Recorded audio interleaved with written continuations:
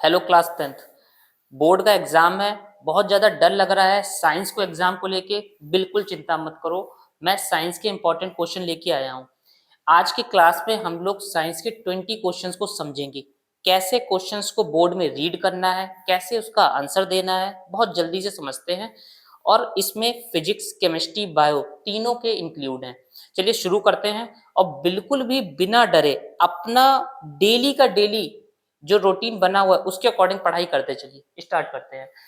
पहला क्वेश्चन है, identify the product which represent the solid state in the above reaction. बताना है कौन सा सॉलिड स्टेट में है। दो टेस्ट ट्यूब आपको दिख रही हैं। सोडियम सल्फेट, सोडियम सल्फेट का फॉर्मूला क्या होता है? सोडियम सल्फेट का Na2SO4। सोडियम सल्फेट की रिएक्शन ये लोग करा रहे हैं वेरियम क्लोराइड, वेरियम क्लोराइड यानी कि BaCl2।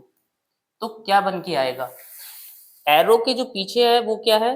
रिएक्टेंट बन के आएगा प्रोडक्ट।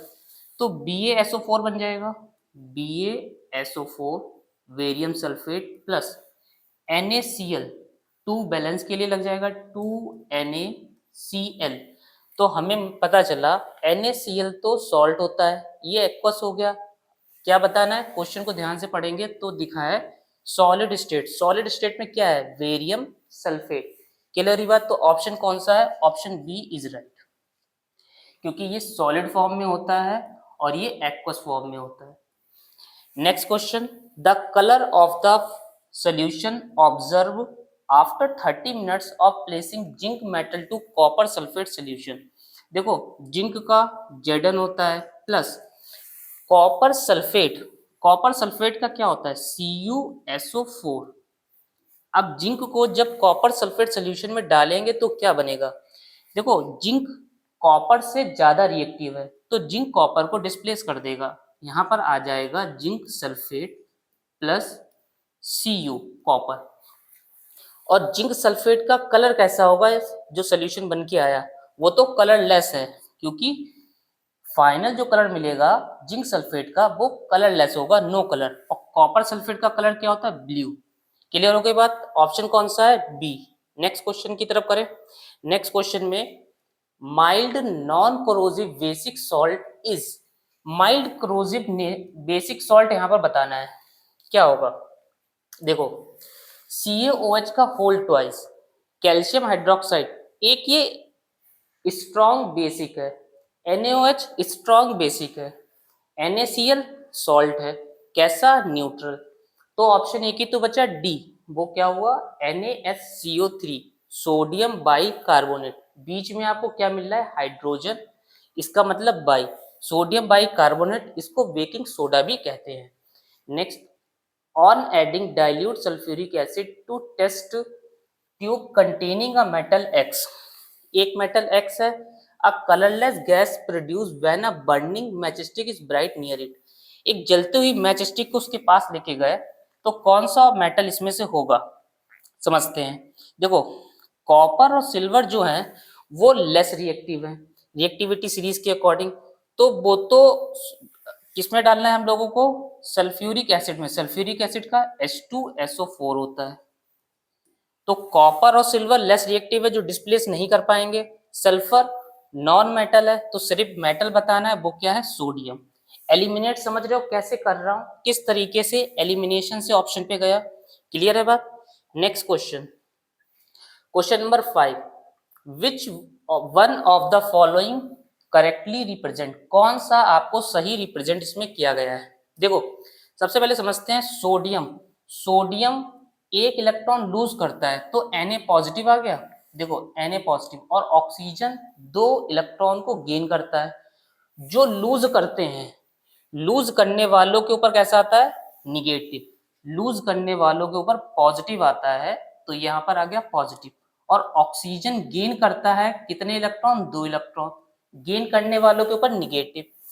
अब ये बैलेंस करने के लिए सोडियम के 2 लगाने पड़ेंगे, तभी तो 2 प्लस के 2 माइनस के बैलेंस हो पाएंगे। तो ऑप्शन बी इज राइट। देखो ये तो होगा नहीं ना, ये है, तो 3 ऑप्शन एलिमिनेट हो गए, option B is right. Next, an element with atomic number will form a basic oxide. कौन सा बेसिक ऑक्साइड है, सबसे पहले समझते हैं। बेसिक ऑक्साइड जो होते हैं वो जनरली मेटल्स होते हैं, पहली बात तो ये है। दूसरी बात ये है कि इसमें से मेटल कौन सा है। देखो 11 का ये इलेक्ट्रॉनिक कॉन्फ़िगरेशन लिखा है 281, 281 यानी कि ये 1 को लूज कर रहा है। 11 किसका होता है, सोडियम का। सोडियम एक लूज कर रहा है तो पॉजिटिव। तो कौन सा ऑप्शन बना यहाँ पर, ऑप्शन डी इज राइट। ये तीनों क्यों नहीं बने, क्योंकि बेसिक ऑक्साइड के ज्यादातर मेटल होते हैं और हमें यहाँ साफ साफ दिख गया 11 इज सोडियम जो कि will form a basic oxide. बाद बाकी ये क्या होंगे, बाद बाकी ये आपके एम्फोटेरिक ऑक्साइड होंगे। क्लियर। नेक्स्ट क्वेश्चन क्या है, एन एलिमेंट, ध्यान समझना ये वाला बहुत इंपॉर्टेंट है। M has 50% of electrons filled in third shell. तीन शेलें हैं, जैसे पहली शेल के एल एम। अब कह रहे हैं 50% electron third shell as in second shell. Second shell में जितने भी हैं उसका 50% इसमें है। ठीक है, मान के चलो सेकेंड सेल में 8 है तो यहाँ पर 50% यानी 4 हो जाएंगे। तो इसका मतलब यहाँ पर 2 होंगे, 2 8 4, 8 2 10 और 4 8 और 2 10, 10 और 4 14। Option C is right. ये कैसे करा एक बार फिर समझ लो।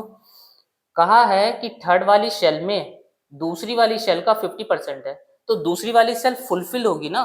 8 ले लिए, 8 का 50% मतलब आधा, 4 आ गए। अब इन तीनों को प्लस करो, 8 2 10 और 4 14। Option C is right. Next question, question number 8। Generally food is broken and absorbed within the body of organism. In which of the following organism is it done outside the body? देखो amoeba, paramecium, life, इन तीनों में inside body होता है breakdown. सिर्फ mushroom एक ऐसा है जो आउटसाइड फूड को ब्रेकडाउन करता है। क्लियर हो गई बात। Receptor are usually located in sense organ. Gustatory receptors are present in gustatory taste, taste को होता है। टेस्ट किससे पता चलता है, टंग का। जैसे आपने कुछ भी खाया, इस समय फास्ट फूड तो नहीं खा रहे हो, फास्ट फूड अभी एग्जाम के टाइम पीरियड के लिए आपके लिए सही नहीं है। आपने स्प्रिंग रोल खाए या कोई भी ऐसी चटपटी चीज खाई, टेस्ट एकदम देखिए कितना तगड़ा निकलता है, तो वो कहाँ से है, गैस्ट्री रिसेप्टर्स। गैस्ट्री रिसेप्टर कहाँ प्रेजेंट है, टंग में। Next, A farmer wants to grow banana plants genetically similar enough। ये क्वेश्चन मैंने बहुत बार देखा है, बहुत ज्यादा चांस लग रहा है। जितने मैं करा रहा हूं मुझे तो ऐसा लग रहा है 100% आने के चांस है ये। Similar enough to the plant already available in his field, which one of the following method suggest. Simple सी बात है, बनाना प्लांट है, बनाना प्लांट तो वेजिटेटिव प्रोपेगेशन है ना, ये असेक्सुअल रिप्रोडक्शन में आता है वेजिटेटिव प्रोपेगेशन। नेक्स्ट क्वेश्चन की तरफ मूव करते हैं। Question number 11। 11 में क्या कहा गया है, ये ज्यादातर जो क्वेश्चन 11 है ये असर्शन रीजन में देखने को मिला है। Height of the plant is regulated by, plant की हाइट सिंपल सी बात है, growth hormone under the influence of enzymes coded by a gene. Option C is right, क्योंकि जो ग्रोथ हार्मोन है वो एंजाइम इन्फ्लुएंस करते हैं ना, उसको रिलीज करते हैं। जैसे प्लांट में गिबरेलिन ग्रोथ हार्मोन में आता है। A sportsman after a long break of his routine exercise. आपकी रूटीन एक्सरसाइज इस समय स्टडी की चल रही है, यहाँ पर क्या है, एक स्पोर्ट्समैन है जो suffered muscular cramp, heavy exercise session, बहुत ज्यादा उसने एक्सरसाइज कर ली तो उसके क्या हो रहा है, पेन हो रहा है। तो पेन होने का मतलब उसकी मसल्स में ऑक्सीजन की कमी हो गई है, जिस वजह से उसको पेन फील हो रहा है और लैक्टिक एसिड बन गया, यानी कि lack of oxygen and formation of a lactic acid. Next question, an object is placed in front of a convex mirror, its image is form. कौन सा mirror, convex mirror. Convex mirror की क्या पहचान, convex mirror में virtual बनती है, erect बनती है, डायमनिज्ड बनती है और बिहाइंड द मिरर बनती है। तो इसमें से देख लो, behind the mirror and its position varies according to the object. बिल्कुल सही, ऑप्शन डी इज राइट। एक बार रिपीट कर लें फिर से, कॉन्वेक्स मिरर, मेरे साथ साथ आप लोग बोलते भी चला करो, क्या है, convex mirror virtual, erect, diminished, behind the mirror. एक साथ हम लोग कई क्वेश्चंस को कवर कर रहे हैं, यही नहीं सिर्फ यही कर रहे हैं। When light enters the atmosphere, it strikes on extremely fine particles which deflect the rays of light in all possible direction. This is due to, देखो ये तो डेफिनेशन है किसकी, स्कैटरिंग ऑफ लाइट की। क्या कहा गया, एक बार फिर समझते हैं। जब लाइट एंटर करती है एटमॉस्फेयर में तो जो फाइन पार्टिकल है उसके जरिए डिफ्लेक्ट होती है सारी डायरेक्शन में, सारी डायरेक्शन में डिफ्लेक्ट हुई तो स्कैटरिंग ऑफ लाइट। क्लियर हो गई बात। नेक्स्ट क्वेश्चन की तरफ मूव करते हैं। नेक्स्ट क्वेश्चन में क्या कहा गया है, इन 1987, देखो कितना पुराना है, एग्रीमेंट हुआ था यूनाइटेड नेशन एनवायरनमेंट प्रोग्राम में, उन्होंने freeze the production of X, किसके प्रोडक्शन को रोकेंगे। अब एक वर्ड आ रहा है, देखना यहाँ पर समझना, प्रिवेंट डिप्लेशन ऑफ वाई, किसके डिप्लेशन को, ओजोन लेयर डिप्लेशन। ओजोन का ऑप्शन एक ही दिख रहा है, यानी option C is right. Chlorofluorocarbon को रोकेंगे ओजोन लेयर डिप्लेशन को प्रिवेंट करने के लिए, option C is right. Which of the following features related to biodegradable substance? Biodegradable substance कितना आसान है, broken down by biological process, नाम में ही काम छिपा था, नाम में ही काम छिपा था। 17 से 20 assertion रीजन करते हैं। assertion रीजन को देखो क्या कहा गया है assertion रीजन में। सबसे पहले 17 क्वेश्चन में assertion है rusting of iron is endothermic in nature. लो कितनी गलत बात पूछ ली, थर्मिक मतलब हीट, एंडो मतलब लगना, हीट का लगना, रस्टिंग में तो हीट लगती नहीं है, तो असर्शन फॉल्स। ऑप्शन कौन सा बना, ऑप्शन डी। हमें साफ साफ दिख गया कि असर्शन यहाँ पर गलत है। Next, probability of survival of an organism produce through sexual reproduction is more then that of organism produce through asexual mode. देखो इसमें कहा गया है, सबसे पहले असर्शन यहाँ पर सही है। क्यों सही है, क्योंकि सर्वाइवल की जो प्रोबेबिलिटी है लिविंग बीइंग की, वो sexual reproduction is more than compare to asexual. Asexual के कंपेयर में सेक्सुअल का ज्यादा है, it is right. Variation provide advantage in individual for survival, क्योंकि सेक्सुअल में ही तो वेरिएशंस ज्यादा देखने को मिलते हैं। क्यों, क्योंकि जेनेटिक मटेरियल मिक्स हो जाते हैं। तो असर्शन भी सही है, रीजन भी सही है, और उसको करेक्ट एक्सप्लेन भी कर रहा है। तो ऐसा ऑप्शन अपने पास ए है, option A is right. A compass needle is placed near a current carrying wire, एक वायर है जो करंट लेके जा रहा है, जैसे कि ये एक वायर है, ये करंट लेके जा रहा है आई, इसके पास में कंपास रखी है, ये मैंने रख दी कंपास, ये क्या है कंपास, ये वायर में करंट लेके जा रहा है।